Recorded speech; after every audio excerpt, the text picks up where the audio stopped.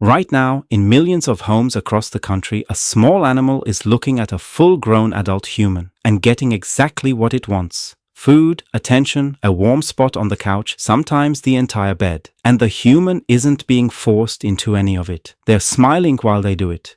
We call this having a pet. But if you zoom out far enough, it starts looking a lot less like ownership and a lot more like something else entirely. Here's an uncomfortable thought to start with. Somewhere along the evolutionary timeline, we decided we were the ones in charge of this relationship. We're the species with the bigger brain, the opposable thumbs, the ability to build entire industries around feeding and grooming other animals. And yet, 97% of pet owners say they think of their animal as a full member of the family, not as property. We didn't just let them into our homes, we rearranged our entire identity to make room for them. Today, we're looking at the science behind that, and whether the relationship is actually as one-sided as we'd like to believe. Let's start with how this even began.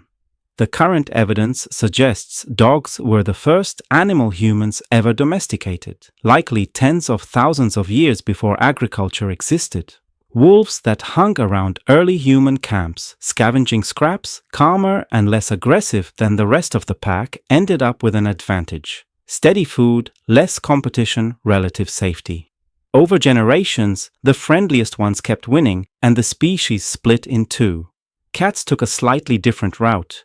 Nobody really domesticated cats in the traditional sense. They more or less domesticated themselves, showing up around early grain stores to hunt the rodents that showed up first. Humans tolerated them because they were useful.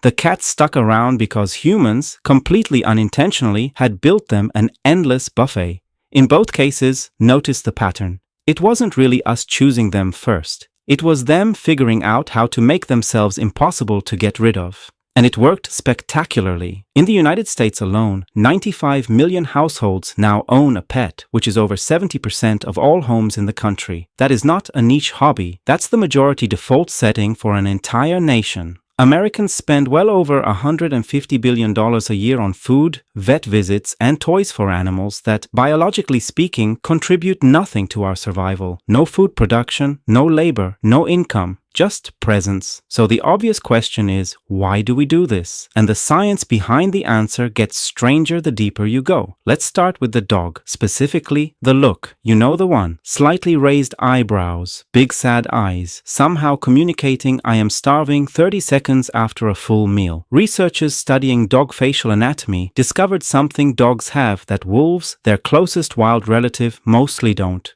A small muscle above the eye, capable of raising the inner eyebrow into that exact pleading expression.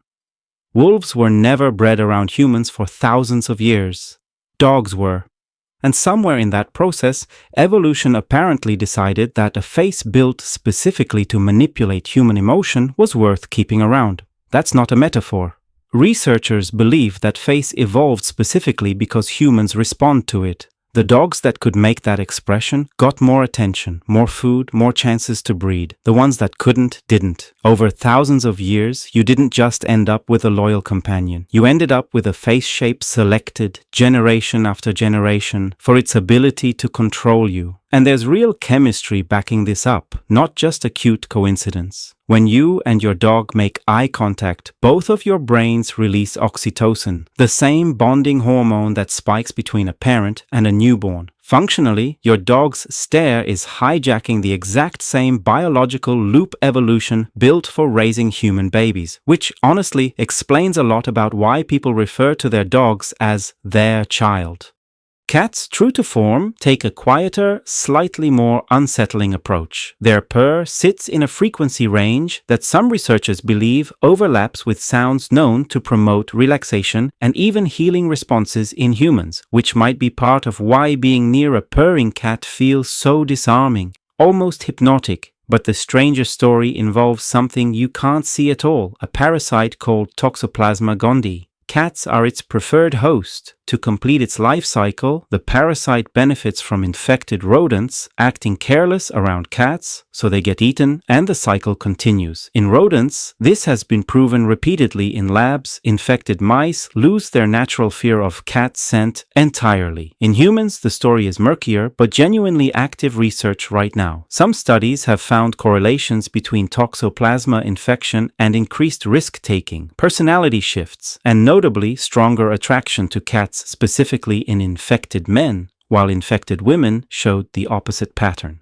Researchers are now directly testing whether the parasite measurably increases human affection toward cats, tracking actual oxytocin levels before and after time spent with them. To be completely clear, nobody is claiming your cat is secretly steering your brain on purpose. The cat doesn't know about any of this. It's not a conscious plan, but somewhere in this strange chain of biology, a microscopic organism may be quietly nudging the emotional bond between you and the animal sitting on your lap right now.